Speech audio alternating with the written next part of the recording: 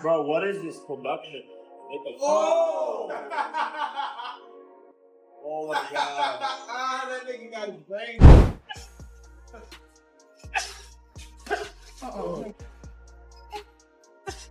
And the thing that I really appreciate about Tank is he's a dog. That kind of what he just said, you can put them earmuffs up and go at it. He kind of will assess you as well, and whatever he needs to do, he'll do it. Jake Paul has reacted to the new sparring and training videos of Gervonta "Tank" Davis that recently went viral on social media. In the clip, Davis looks sharper, faster, and more explosive than before as he gets ready for his next fight.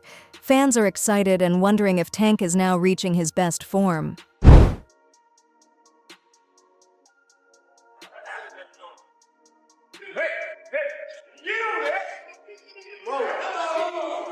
Davis is known for fighting in the lighter weight classes, usually around 133 to 135 pounds, and he has never weighed more than 140 pounds in his pro fights. On the other hand, Paul is a natural cruiserweight and usually fights around 200 pounds, which is much heavier. This big difference in weight means a lot more than just skill. The heavier fighter often has benefits like more power, better ability to take punches, and stronger leverage. So it's not only about skill, but also about who can handle getting hit and keep fighting well. Something else that's unfortunate is the idea that Jake Paul might actually fight Gervonta "Tank" Davis. This can't be real. When it came up a couple of months ago, I was like, you know what? I'm not even going to cover this because there's no way it's real. There's no way they're really going to do that because it makes no sense. Why would you do that for him? Outside of it, like, okay, you can look at it like an exhibition, which it will be, and we'll take a look at some of the rule set for it. But Gervonta Davis is one of, if not the best, biggest names at 135 pounds, and is an active in his prime fighter. I don't want to hear the similar to Floyd and Logan thing, because at that point, Floyd was retired. Floyd had done all he needed to do in the sport. Tank is still in his prime, still has multiple high-level opponents that he needs to fight. And you can say, oh, you know, the Jake would be a one-off. Side quest. That's fine, but that just tells me that Tank doesn't care about being a high-level champion in the sport anymore. Carmel Moughton recently talked about a sparring session he had with Davis when he was just 15 or 16 years old. At first, he felt nervous, but the session quickly became like a chess game, with more focus on timing, speed, and counters rather than just power. Moughton said Davis didn't try to knock him out, but instead they traded moves and rhythms in a smart way. He noticed Davis's strength, but in skill and quickness, they were evenly matched. Moughton said the experience was fun, hard, and an important part of his growth as a fighter. What was it like when you sparred him? I know you sparred Tank early on. Yeah. What was that experience like? Like, replay that experience for me. Like, you coming out of it, what was your thought? Yeah, I was nervous at first. I think I was 15 at the time we sparred, so he wasn't really, like, trying to knock me out or nothing like that. But we was going, like, he was using the speed on me. Like, we was both, like, going speed for speed, and it was great. It was like a chess match. Did you understand in that moment, like, why he is who he is? Yeah, I seen why he's able to beat these guys. Then I also seen why I'm so, like, I got all this hype around me too. Sean Porter defended Davis's choice to take an exhibition fight with Jake Paul, saying that critics don't see the whole picture. For Porter, the fight is not about proving who is the best, but about helping Davis and his family with money. Since it is an exhibition, the risks are lower because of special rules and safety, and the main goal is to entertain fans. Porter explains that fighters often have short careers and need chances that bring both money and attention. From this view, Davis is not selling out but protecting his future while giving fans a good show. Porter's words show the difference between fans who want to focus on legacy and fighters who must think about their life after boxing. They're trying to make it safer and, you know, all those sorts of things, but there's still this pureness to boxing that really doesn't exist in sports anymore, but it's still there with boxing. I think that's why people have such a problem with this kind of move from Tank Davis. Is it more the heart? How do you guys feel being boxers? Man, like, once you hear the numbers, I'm like, they're talking, like, I don't know the official one. They're talking about like 100 mil. Oh, damn. They're talking about these insane numbers. Like I'm gonna be like, don't take that. I'm not gonna tell another man not to take that type of check, especially for something like that. It's not on your official record. It's an exhibition. I'm not gonna lie here and act like I'm not gonna say yes to 100 million or something like that. But I do see exactly what you're saying about the essence of boxing. I wish they would kind of separate it a little more, because exhibitions have always been a thing. There's always been an argument. Right. But they're just selling it like a real fight almost. Right. So I think that maybe if we could create a better like distinction, more of a difference, Right. there might be less hate on it. But at the end of the day, man, I'm not gonna tell Tank not to take that fight. And I said this last year. I said create a influencer title. And let those guys fight over there in the influencer world. They can live the world and the life of I'm a world champion without having to do something like this. Now, the issue for this that I have is you have a legitimate 135-pound champion fighter getting in the ring with a 190-pound guy, whatever it is that Jake Paul is at. So now we already let's really answer this thing. Many people believe that because of the big difference in size, the fight is more for show than a real, fair boxing match. Even the promoters seem to agree by setting special rules like a catch weight of 195 pounds, using bigger gloves, and calling it an exhibition to keep the fighters safe. For them, the fight is not about weight, but about the fact that Gervonta has fought top champions before. Jake has less experience, and they expect Davis to move quickly, land clean punches, and make Jake look slow, even with the size difference. About it, my question is, what's the rules, and like, are they gonna actually try and knock each other out? Because it's gonna be a glorified sparring match. I'm not watching, dude. I don't give a fuck. Jake's gonna have a hard time hitting him. Yeah, You know, big time. Gervonta's so fast and skilled. Gervonta's gonna eat his. I thought guts. Jake was gonna fight Anthony Joshua. That seemed. No, that was actually getting. That is sounded the more craziest interesting. idea I've ever heard. Jake Paul trying to fight Anthony Joshua is, crazy. Not a sanctioned professional bout. This means the fight will not count towards either fighter's professional records. So it's still being finalized. Yeah, I don't like that. I don't like that. What is so behind the scenes? You think there are things like, hey, we Yes. don't punch each other in the jaw? Yep. Or don't go. We can punch in the face, but don't go for broke. Like, don't knock me out. Really? Yeah. It's an exhibition. That's so not they can very get away interesting with to it. me. No. Until I find the rule sets, but when I hear exhibition, I'm like, okay. Jake is bodied up, man. He's big. Yeah. Probably has 100 pounds on Gervonta. Maybe. I'd say Gervonta probably walks at 150. Oh, he's so small. He's so small. I mean, he's really small. Bring up Gervonta Davis next to Floyd Mayweather, because I've seen Floyd in person, and he's tiny. You've seen Floyd in person. I've worked with Gervonta and Floyd. Tiny. Well, Floyd dude. likely has shoes on there. Oh, dude, he's so small. He's tiny, guys. Yeah. I mean, he's so small. Wow.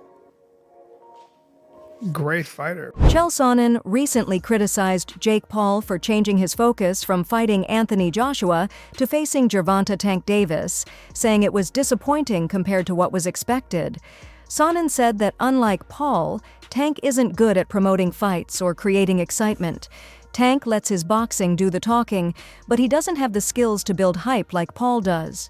While Sonnen respects Tank's skill and reputation as a fighter, he thinks the fight wouldn't get as much attention without Paul's ability to create stories and media buzz. For Sonnen, the fight's popularity depends more on Paul's promotion than just the two fighters facing each other. It is the exact opposite of Anthony Joshua versus Jake Paul for 2. So the fight that was being dangled and rumored in front of us, the exact opposite has happened. The opposite of fighting Anthony Joshua is not fighting nobody. The opposite of fighting Anthony Joshua is fighting Tank Davis. Okay. So there's one big glaring issue for me. It's just your partner being Tank Davis. Tank is not the guy that knows how to sell a fight. Tank cannot sell a fight in his own division. It could be a title fight, a contenders fight, a main event fight. He could be the favorite. He could be the underdog. Tank doesn't know how to bring that information to you guys in a way that is compelling. And Tank is already blinking in this situation. You have one guy who is argued amongst the pound for pound current greats in boxing. You have another guy that has suggested he should not even be allowed to box, that he should have to call it something different. He should not be licensed.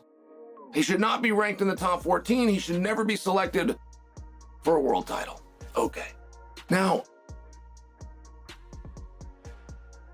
Tank has one job to do, which is to let anybody know that's listening that it doesn't make any difference, that boxing is a real sport. At first, Davis didn't take Jake Paul seriously and saw him as just a loud, attention-seeking showman, even making fun of him in public. But as Paul started training harder and proving himself more, Davis changed his mind. He now respects Paul's hard work, mental strength, and dedication in the gym. Although Davis still doesn't think Paul is a top-level boxer, he is more open to the idea of fighting him, especially because of Paul's popularity and ability to attract attention. What about Jake? What do you think of Jake? Clown. He's a clown. I know that Jake can't fight. He can't fight. So would you look at it as a joke if someone, if your team was like, yo, we want you to fight Jake Paul? Would you be like, yeah, on, man? I laugh at him. You want me to fight him?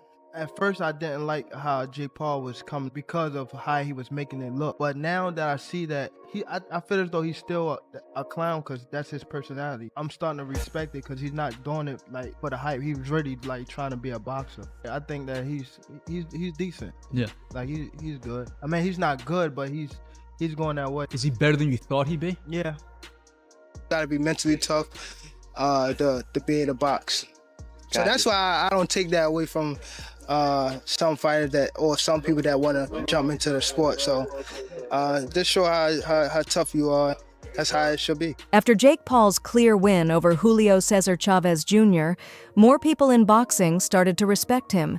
The event in Anaheim broke the record for ticket sales at the venue, beating shows with top fighters, showing how popular Paul has become. Big names like Oscar de la Hoya now think Paul is serious about boxing and could even compete for world titles. Even Manny Pacquiao said that no matter the doubts, Paul's hard work can't be ignored.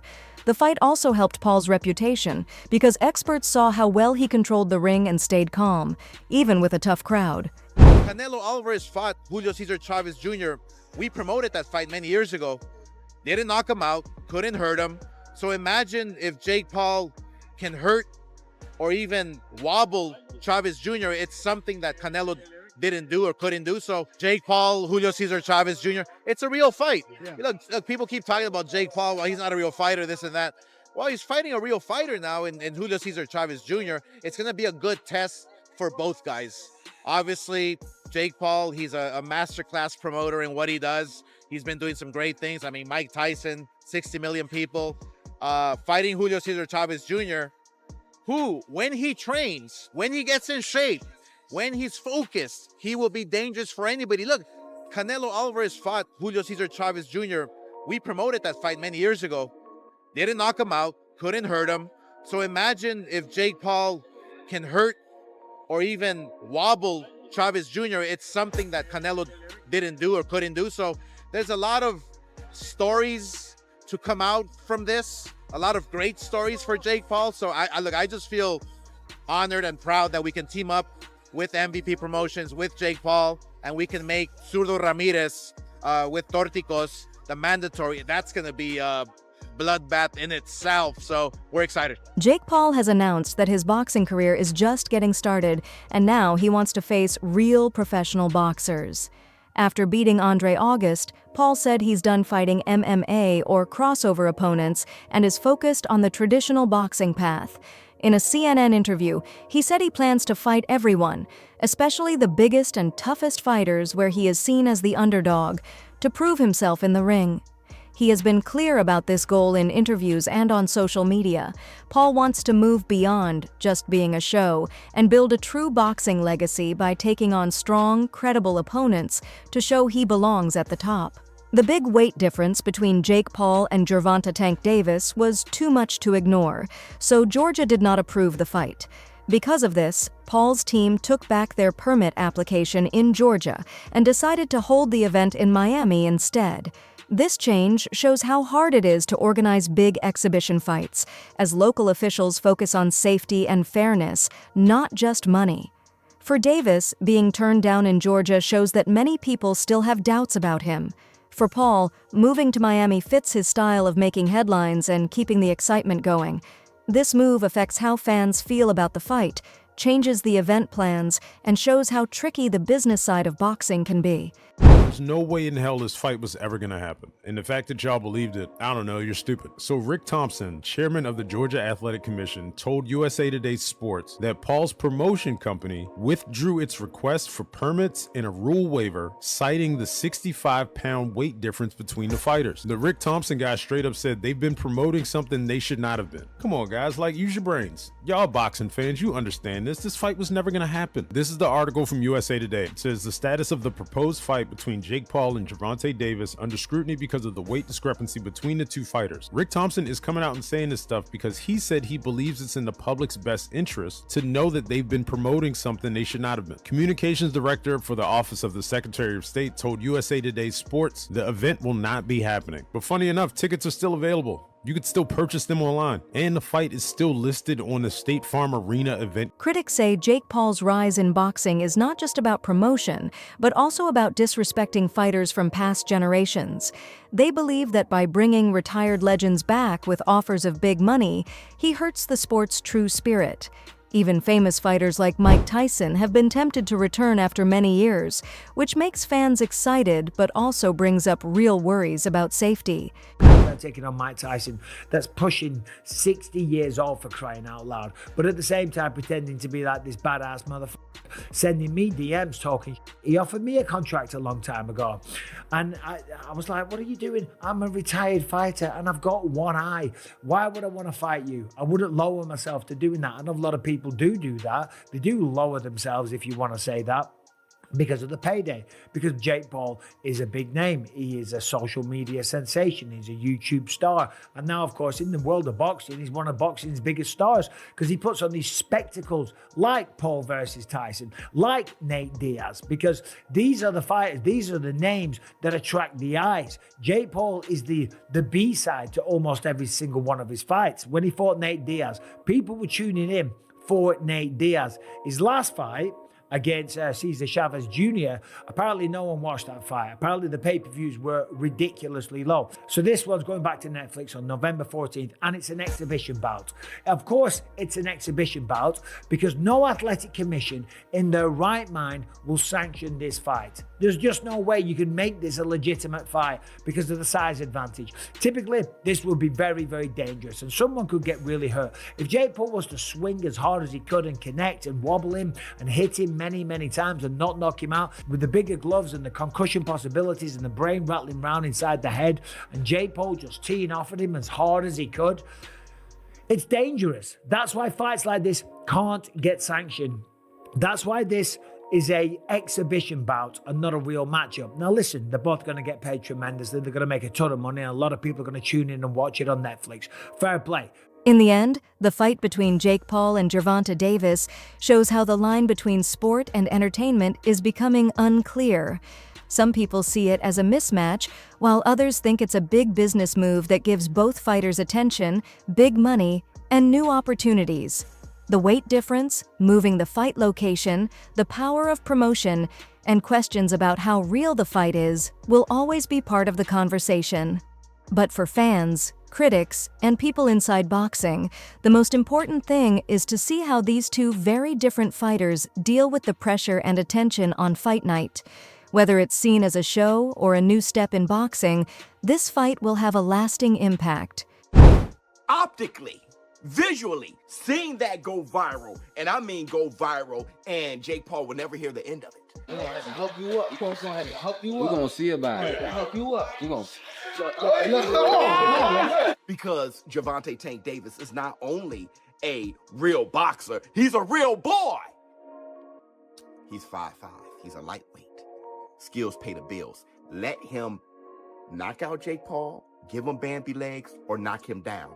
Gervonta Tank Davis, that moment will go viral, and he will be a far bigger, well-known boxer than he is today, and he will also be a hero. And that's the Black Two Sugars.